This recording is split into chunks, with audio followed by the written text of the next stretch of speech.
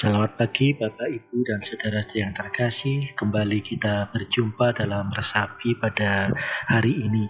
Sebelum kita bersama-sama merenungkan firman Tuhan, mari kita berdoa.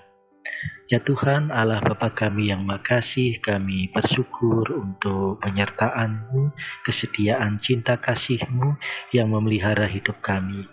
Saat ini kami ingin mengawali hari kami dengan merenungkan firman-Mu. Kiranya Engkau hadir dengan kuasa Roh Kudus-Mu, sehingga firman yang akan kami renungkan bersama dapat menjadi inspirasi di dalam kami menjalani hari ini. Terima kasih ya Tuhan. Amin. Bapak, Ibu, dan Saudara yang terkasih, Resapi pada hari ini akan merenungkan sebuah ayat dari Injil Yohanes 16 ayat 33 yang demikian. Semuanya itu kukatakan kepadamu, supaya kamu beroleh damai sejahtera dalam aku. Dalam dunia kamu menderita penganiayaan, tetapi kuatkanlah hatimu. Aku telah mengalahkan dunia. Bapak, Ibu, dan Saudara yang terkasih, hidup seringkali tidak berjalan sesuai rencana. Kita menyusun harapan dengan rapi, tetapi kenyataannya datang tanpa permisi. Dunia berubah cepat, kepastian terasa rapuh, dan banyak orang hidup dengan hati yang lelah. Dalam situasi seperti ini, Yesus menyampaikan satu kalimat yang sangat jujur sekaligus menenangkan.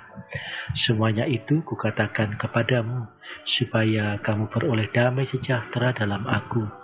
Dalam dunia kamu menderita penganiayaan, tetapi kuatkanlah hatimu. Aku telah mengalahkan dunia.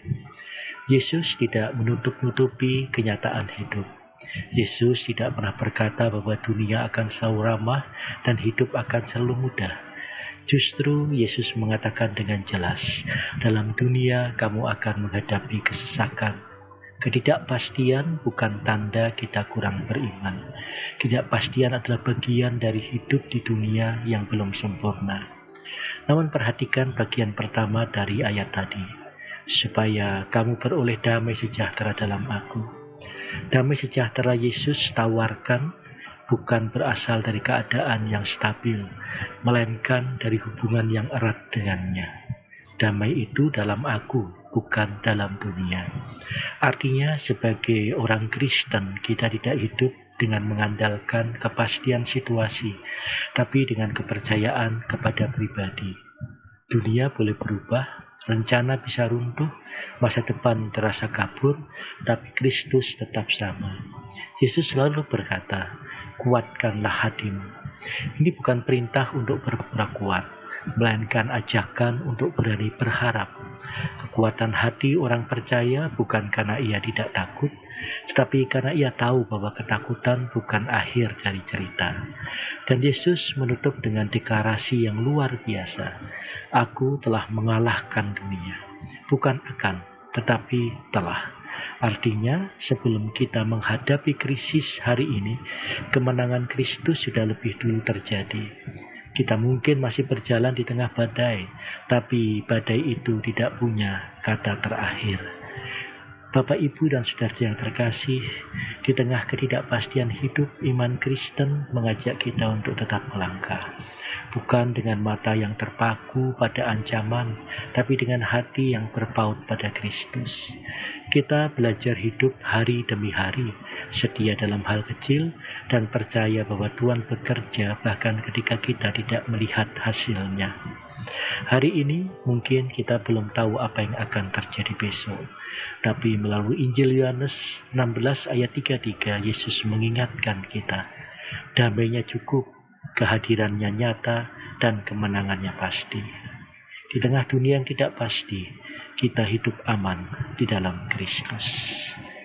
Mari Bapak, Ibu, dan saudara-saudara, kita berdoa. Terima kasih ya Tuhan untuk perenungan yang Engkau perkenankan kami alami dan juga kami resapi bersama. Kiranya apa yang telah kami dengarkan, apa yang kami telah renungkan, itu menjadi dasar di dalam kami melangkah di tengah ketidakpastian yang ada di sekitar kami. Kami berada di dalam pergumulan, tetapi Engkau setia memberikan damai sejahtera, bahkan ketika pergumulan itu masih kami hadapi. Situlah kami belajar untuk berpegang teguh kepadamu, setia pada prinsip iman, dan memiliki pengharapan kepadamu. Tuhan, kami percaya Engkau hadir bahkan di tengah kesesakan dan keprihatinan kami. Kau menolong, merengkuh, dan juga meneguhkan kami agar kami tahan uji dan kami tetap dapat melangkah di dalam kesetiaan bersama. Kami serahkan aktivitas dan juga kegiatan kami pada hari ini. Kami berjalan bersama dengan Engkau, Engkau menyertai kami, dan Engkau memampukan kami menyelesaikan hari ini. Di dalam nama Tuhan kami Yesus Kristus, kami berdoa. Amin. Terima kasih Bapak, Ibu, dan saudara-saudari untuk kesetiaannya mendengarkan dan merenungkan bersama di dalam resapi saat ini. Tuhan memberkati dan selamat beraktivitas.